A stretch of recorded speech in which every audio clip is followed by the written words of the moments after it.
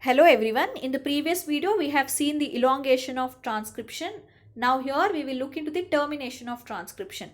Termination is terminated by signals within the RNA sequence. Now these are sequences.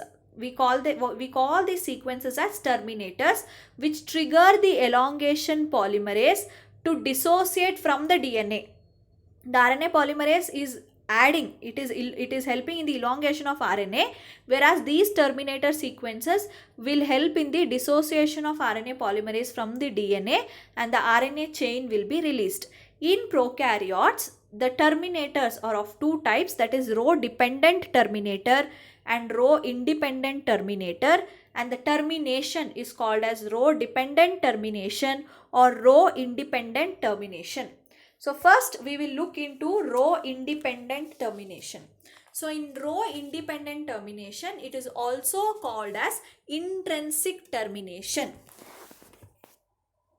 Now in this row independent termination, the prokaryotic gene in its terminator sequence, they consist of two sequence element which are called as inverted repeats, which are usually of 20 nucleotides, which are followed by a 8 AT base pairs. So you can see this inverted repeats carefully.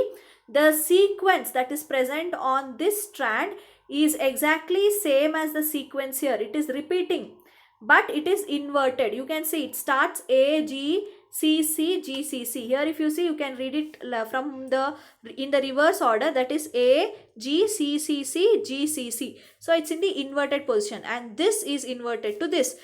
They are inverted, but they are repeating. The nucleotide sequences are inverted and they are repeating. That's why they are called as inverted repeats. So in the terminator sequence of the prokaryotic gene, there is something called as inverted repeats, which are followed by the AT base pairs. It has 8 AT base pairs.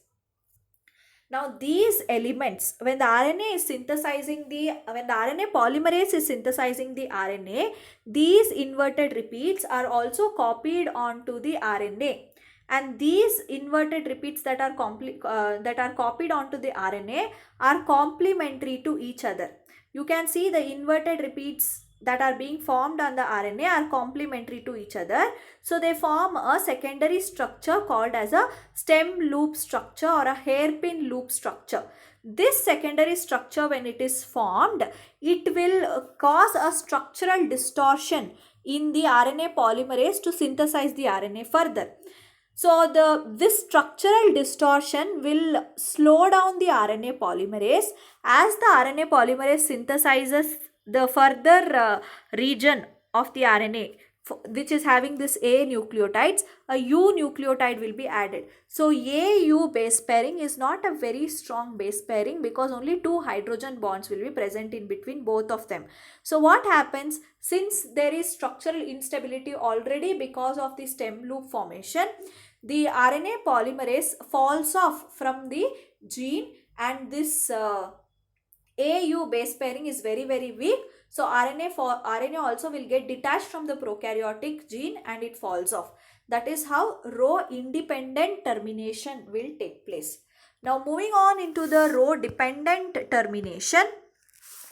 Rho is a protein which helps in the termination process. So if rho is present, it is called as row dependent termination, or it is also called as extrinsic termination, because here one extrinsic factor is involved, which is nothing but a rho factor, and rho is a protein. Now rho protein is a hexamer protein. It has 6 subunits and it is ring shaped. It always binds to a special site on the RNA. Now this site that it binds to the RNA is called as a RUT site. When the RNA polymerase reaches the trailer region of the prokaryotic gene, in the trailer region there is a special sequence which gets copied onto the RNA, and that special sequence is called as RUT site or RUT sequence. Now this RUT stands for row utilization. So the site is called as row utilization site or the RUT site. Now, as soon as the rut site is synthesized by the RNA polymerase, the Rho protein will come and bind to the rut site. Since it is a hexamer protein and it is ring shaped, it is going to bind like this. Once Rho protein binds to the rut site, Rho has an ATPase activity. Therefore, once it binds to the rut site, the Rho protein will hydrolyze ATP into ADP. The energy which is released by the ATP hydrolysis will be utilized by the Rho protein, and it will leave the rut site and it will start following the RNA polymerase. You can see this red region is an RNA polymerase. The RNA polymerase is still synthesizing RNA. Once the ATP hydrolysis occurs, the Rho will follow the RNA polymerase and it will catch the RNA polymerase, and the Rho protein will bind onto the RNA polymerase. Once Rho protein binds to RNA polymerase, another ATP will be hydrolyzed. This energy will be utilized to pull off the RNA polymerase and the RNA from the prokaryotic gene. That is how Rho dependent termination will happen. Here Rho will bind always to rut sequence. Once it binds to the rut sequence, the ATP hydrolysis will take place, which results in the energy generation. This energy will be utilized by the Rho protein to follow the RNA polymerase, and Rho will bind to the RNA polymerase where another ATP will be hydrolyzed, and that energy will be utilized to pull off the RNA from the RNA polymerase. Since once Rho protein binds to RNA polymerase, there is a conformational change in the RNA polymerase which will pull off the RNA polymerase as well.